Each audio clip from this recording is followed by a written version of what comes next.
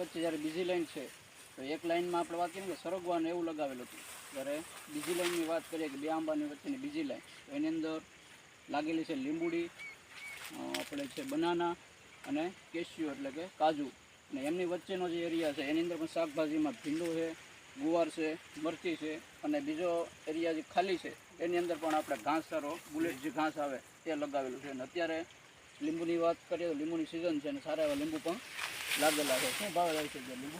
અત્યારે 140 રૂપિયા. 140 રૂપિયાના કિલો આ લીંબુ જાય છે. સારા પ્રમાણમાં લાગેલા છે. અને આંબામાં પણ વાત કરીએ ને તો 2 થી 3 4 જાતના અલગ અલગ આંબાનું પણ એનું વાવેતર કરેલું છે અને બુદ્ધિનો ઉપયોગ કરીને. કારણ કે એનું કેવું એવું છે કે જ્યારે એક કેસર જ નહીં પણ કેસર, જમ્બો કેસર છે, દેશી છે, બારમાસી છે, એ 7 અલગ અલગ વેરાયટીને લગાવેલી છે કે જેથી શું થાય કે જે પોલિનેશનમાં અત્યારે જે ઇસ્યુ છે, જે પ્રોબ્લેમ આવે છે ને, તો અલગ અલગ વેરાયટી વાવેલી છે તો એની અંદર આ પ્રોબ્લેમ બહુ ઓછો જોવા મળે, એટલે કે નહીંવત જોવા મળતો હોય છે. અલગ અલગ જો આપણે વેરાયટીનું વાવેતર કરેલું હશે ને તો આ પણ એક દેશી આંબો. હા, આવ દેશી આપણે જે પ્રમાણે આપણે વાત કરી એ પ્રમાણે કાજુનું પણ ઝાડ અહીંયા લાગેલા છે, નાના મોટા 5-6 કાજુના ઝાડ પણ છે એક એકરની અંદર. તો અત્યારે ચોમાસાની સિઝન જ્યારે ચાલુ હતી ત્યારથી જ્યારે ફ્લાવરિંગ દેખાય ને, ફ્લાવરિંગ ચોમાસાથી કન્ટિન્યુ આવવાની શરૂઆત થઈ હતી. અને અત્યારે તમે જોઈ શકશો કે લગભગ કાજુ આવી ગયા છે. કાજુમાં પણ તમે જોશો તો એની અંદર ફ્રૂટ કમ્પ્લીટ લાગેલા છે. આ રીતે શરૂઆત થઈ છે કાજુની, ફ્રૂટ સેટ થયા અમુક. તો અહીંયા જે છે એની ઉપરનું ફ્રૂટ પાકવાની તૈયારીમાં છે. અને આ આપણે જે રિયલમાં કાજુ કહીએ ને, આ કાજુ આ હોય એને આપણે પ્રોસેસિંગ કરીને ખાઈએ કે ડાયરેક્ટ ખાઈ શકતા નથી. અને આ જે ઉપરનો ડોડો કહેવાય એ પણ સારો એવો આલ્કોહોલ બનાવવામાં એનો ઉપયોગ થાય છે. તમે ખાઓ તો પણ ખાવામાં તમને ખટમીઠાશ થોડો મસ્ત ટેસ્ટ આપતો હોય છે. એટલે કે અહીંયા ફ્રૂટ સેટિંગ પણ કમ્પ્લીટ થઈ ગયેલું છે અને લગભગ 100થી પણ વધારે એક ઝાડની અંદર કાજુનું ફ્રૂટ સેટ થઈ ગયા છે. આ ઝાડ છે ને સાહેબ, આ ઝાડ આગળ પાછળ આવે, એક આરે ફળ ન આવે. જે આંબાને એક આરે કેરી લાગી જાય ને એમાં આને એક આરે ફળ ન લાગે. હા, એ તો જોઈને અત્યારે ફ્લાવરિંગ છે, ફ્રૂટ સેટ છે, અને 250 ગ્રામ જેટલા પાકી ગયા છે. હા, અત્યારે અને હવે પાકવાના ચાલુ છે, એમ ઝીણા ઝીણા ફળ પણ ચાલુ છે.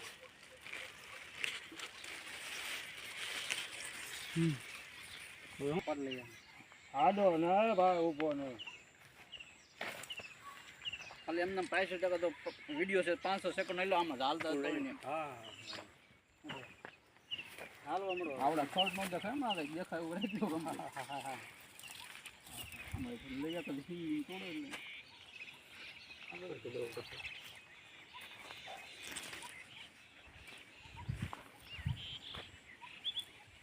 એટલે પીગો ડોક્ટર સાહેબ વાવ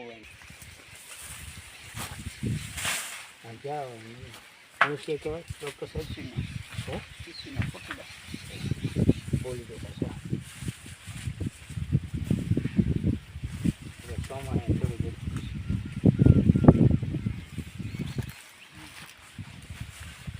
આનું છે. હા, આવી ગયા ફોટો લેવાનો છે. ફોટો લેવાનો છે. વિડીયોમાં લઈ જાઓ. બોલો બોલો બોલો.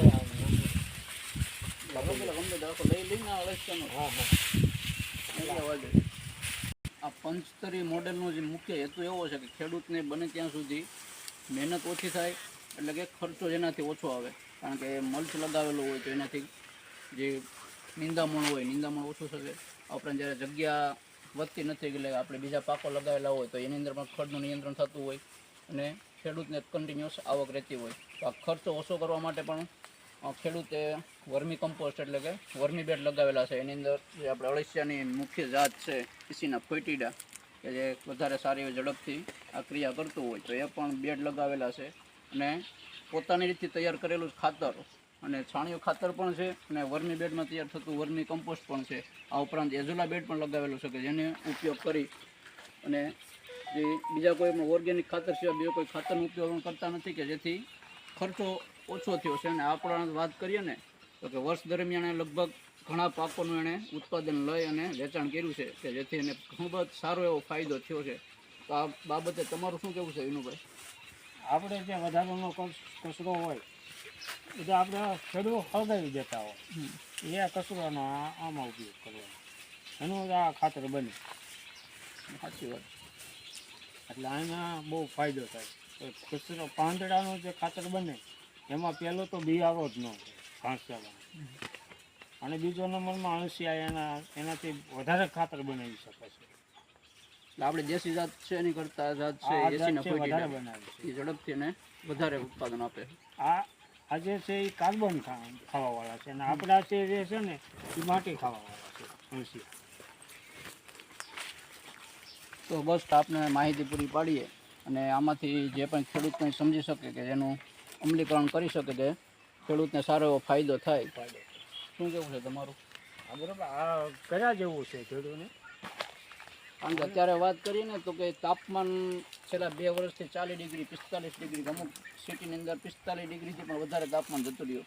તો આવા ટાઈમે હવે આવી વસ્તુ આપણે નહીં અપનાવીએ, પ્રાકૃતિક ખેતી, ગાય આધારિત ખેતી કે પછી સુભાષ પાલેલકર ખેતી, ગાય આધારિત ખેતી, આવી કોઈ પણ ખેતી જો નહીં અપનાવીએ ને તો અમુક આ વર્ષે તો એમાં પણ ખાસ કે આંબાની અંદર આ એરિયામાં સરગવો વધારે થાય, જ્યાં પોલિનેશનના ડુંગળીની અંદર પણ પોલિનેશનના બહુ મોટા પ્રોબ્લેમ આવ્યા છે. એના માટે કોઈ જવાબદાર હોય ને તો એ તાપમાનની અંદર એટલો વધારો થયો છે, એને લીધે શું થાય, મધમાખીનું જે છે ડેથ થતું જતું હોય કન્ટિન્યુ, કારણ કે એ પણ એટલા તાપમાને સર્વાઈવ કરી શકતી નથી. જો એ સર્વાઈવ નહીં કરે તો ઘણા રિપોર્ટનું કહેવું એવું છે કે 2040 સુધીમાં લગભગ છે ને એગ્રીકલ્ચરની અંદર કાંઈ પણ નહીં થાય. તો અમે આશા રાખીએ કે આ વિડીયો દ્વારા ખેડૂતો કંઈ પણ લે પોતાના મગજમાં અને સારી એવી ખેતી કરે. આ પંચતરી મોડેલ ખરેખર અપનાવવા જેવું છે. તો ખૂબ ખૂબ આભાર ખેડૂતો.